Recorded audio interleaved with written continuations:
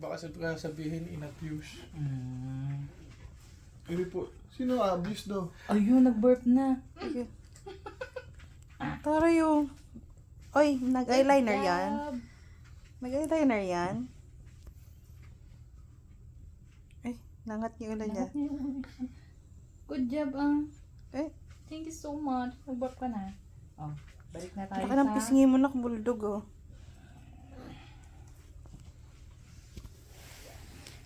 Bulldog ang baby, ah. Naka-burp siya, te. Ayaw mo dito? Pandalawat tatlo dyan.